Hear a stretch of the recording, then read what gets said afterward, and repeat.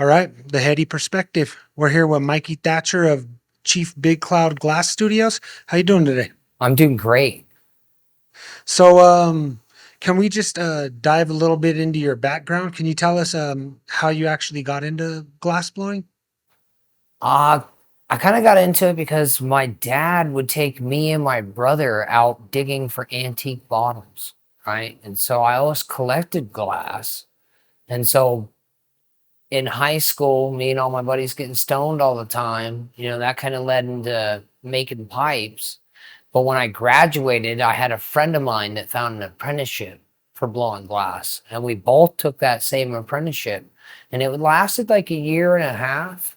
And I ended up staying at that place for 15 years in total, blowing glass. And so this year in October, I'll have blown glass for 20 years. So, yeah, it's been a long time.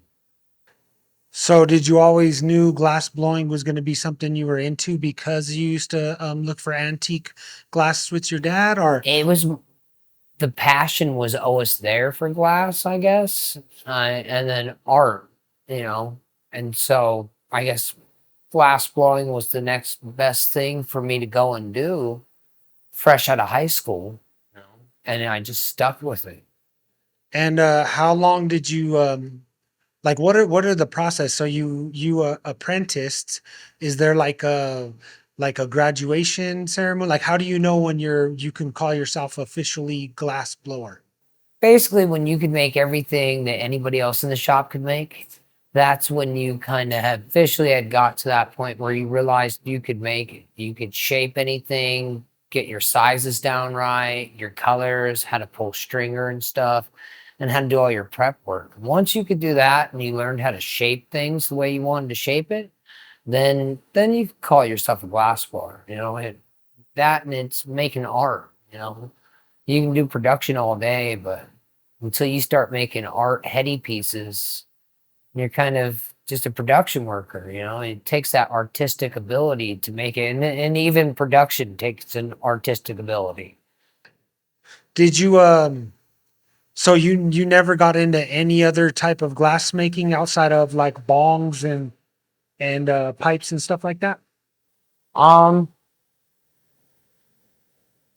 so I mean, I did a little bit, right? I did a whole lot of other stuff. I've done anything from screen printing and construction and stuff, just side jobs at a certain point. But and that was just to create extra revenue. Um, Yeah, but glass blowing, there were certain things that we went and did, and certain places we had to go to take classes or learn from somebody that had that new perspective on what was going to be the new hot thing on the market. I remember when the hash oil rigs came out, and that's still one of the new hot things on the market. It just doesn't go away. Oh yeah, yeah. Do you have a specific type of bong you like to make? Ah, really? I like to make straight tubes a lot. I really like to make beakers. Beakers are always fun. I like to do stuff like recyclers. I want to make a big, huge beaker that's a recycler, you know, and do it custom. Yeah, I really like the beaker bong style and stuff like that. Those are really cool. So, do you do a lot of custom work? Do you do a lot of I mostly do custom now. I used to do a ton of production work when I first started. Uh Custom, it's kind of it pays the bills a little bit better and it's funner to do. It's a little bit more artsy, whereas production, you're just kind of in your zone, just making things, which is fun. All right. Don't get me wrong. It's not, but it pays the bills too. yeah, pay definitely. So, what do you think makes a good bong?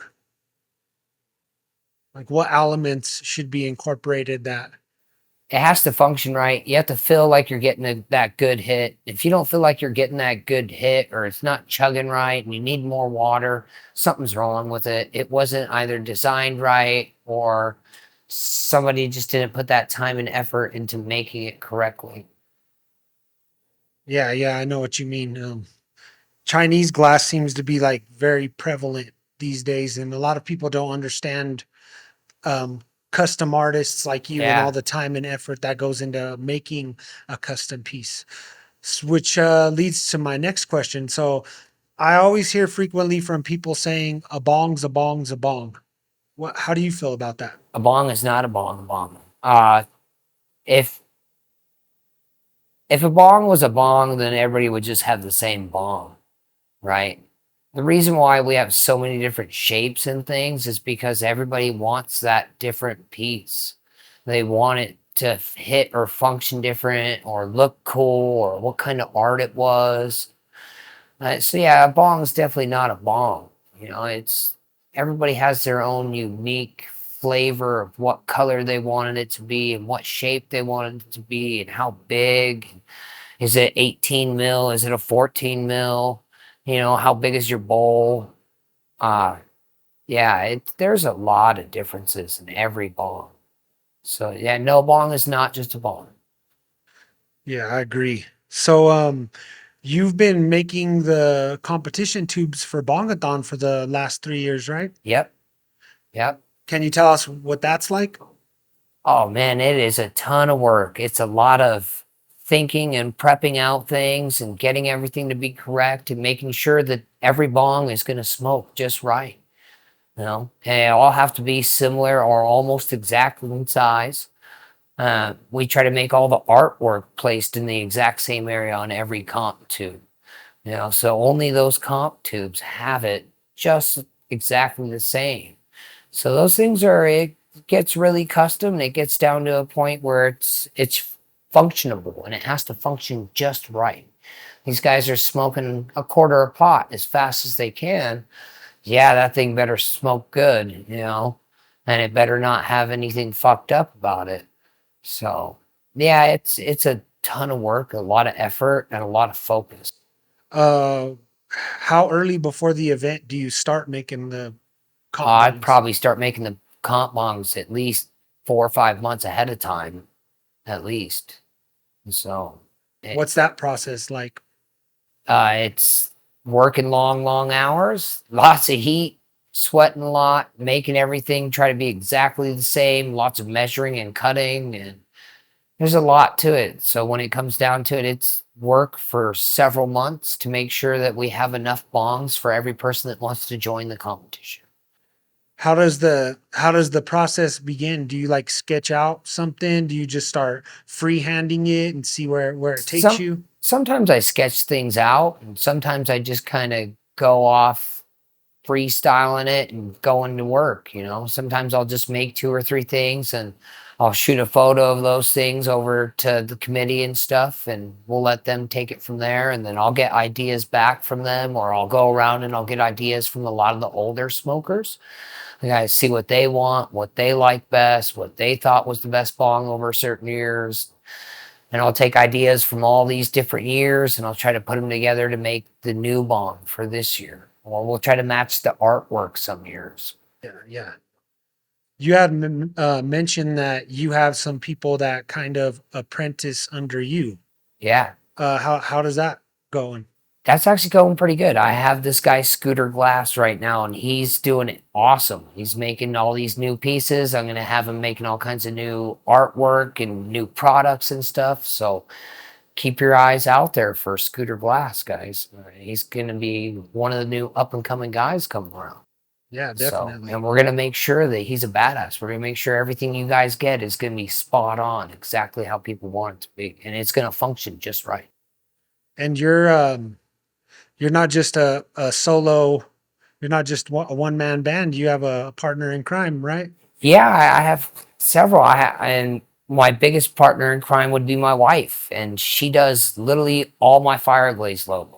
So if I didn't have her, and she orders a lot of my glass and makes sure I have certain molds and stuff that I need and different tools and stuff. And so I literally have to give a big, big shout out to Angie, and she does tattoos and piercings. And so you guys need to check out Angie Tattoos. And she works at Denver Inc. So Is that something she was eager to do, or is that something you kind of like guilt tripped her into helping you? No, no. It comes down to we both enjoy the party, and we just want to make sure that it always gets done. So she loves art, I love art, and so we just try to make sure that everything got done for the party, and then it looks cool, and we want everybody to enjoy that bong, you know, and you'll see these guys after the comp, they'll walk around with that bong everywhere they go after that for the whole next year until that new comp bong comes out for the next season. So, Yeah, that's definitely their sword. yeah, and they got my art and they got my wife's art all in one piece. So, One last question. What would have been the biggest thing you wish you had known about glass blowing when you first started? Like what would have been one that how to stay calm, how long to soak things in the flame. And I guess another one for me is, you know, what temperature the kiln was supposed to run at and stuff like that, and for how long I had to anneal it. There were so many things that I wish I would have known when I first started. Yeah, there are endless things that I wish I would have known. Uh, well, yeah, I appreciate you joining us today, Mikey. I know you're a very busy man with everything you got going on, and I look forward to speaking with you more and getting some more footage of you creating more of the bongs and stuff. I'm a really big yeah, fan of your work, man. dude. Anytime, you guys are always welcome here. So I'll look forward to doing this again over and over. Great, So awesome. awesome. Thanks again, man. Thanks, man.